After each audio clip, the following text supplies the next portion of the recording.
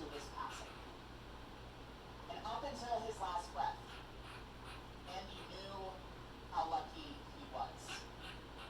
And I decided to run for Congress because I do not believe that in the wealthiest, most developed nation on earth, that time and that ability to get care should be a matter of luck. I believe it should be the law of the land.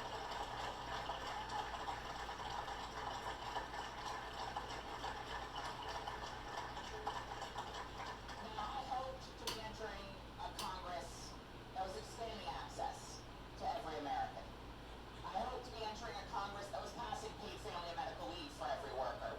I hoped to be entering a Congress that was providing child care to every family. But that's not the Congress that I've entered. This is a cut in Medicaid in American history. All to partially, just partially pay for tax cuts for Donald Trump's billionaire best friends. Every day that Senator Blunt Rochester, Senator Coons, who I know was here earlier, and I are back in Delaware, we hear from the nearly 1 in 5 Delawareans who rely on Medicaid for health coverage. Nearly 40% of Delaware kids who get life-saving care covered by Medicaid. People struggling through cancer treatment, new moms trying to survive childbirth, seniors and people with disabilities who need a little bit of help to get through the day. Medicaid is a lifeline that this Republican majority is trying to rip away from millions of Americans. And we are here because we will not let them. We will not let them get away with policies.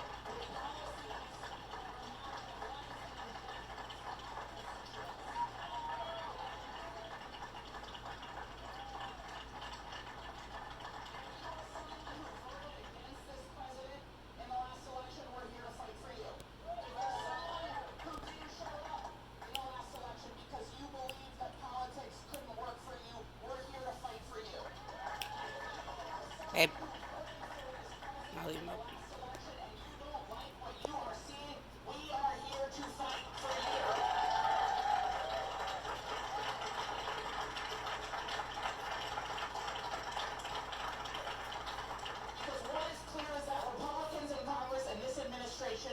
Don't care about anyone but billionaires that fund their campaigns. They are willing to hurt everyone. People who voted against them, and yes, people who voted for them. All to help the wealthiest among us. But we are here because we know, as Senator Booker reminded us, that the power of the people is greater than the people in power.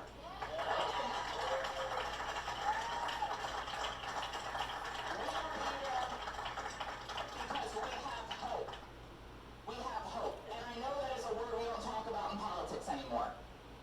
Hope sort of seems out of fashion. Cynicism is so in vogue right now. But cynicism is corrosive.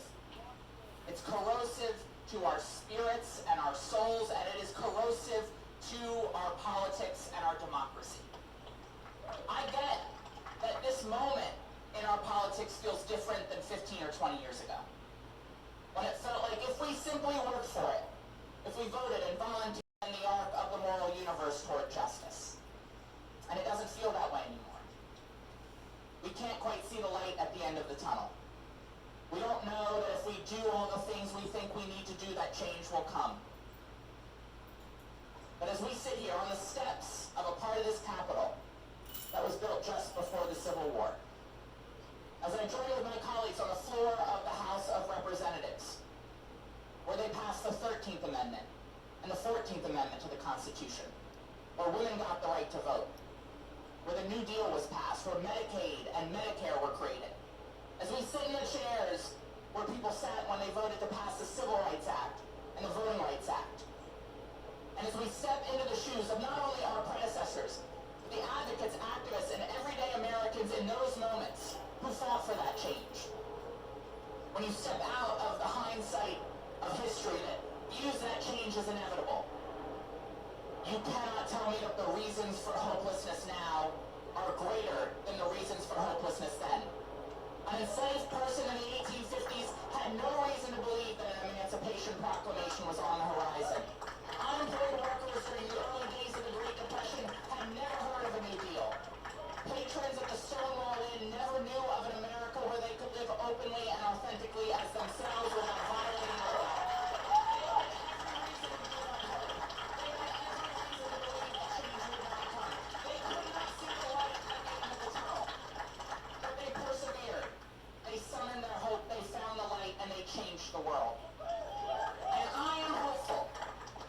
persevere, if we summon our hope, then we will find the light and we will turn this moment into what a friend from Florida once called a slingshot moment.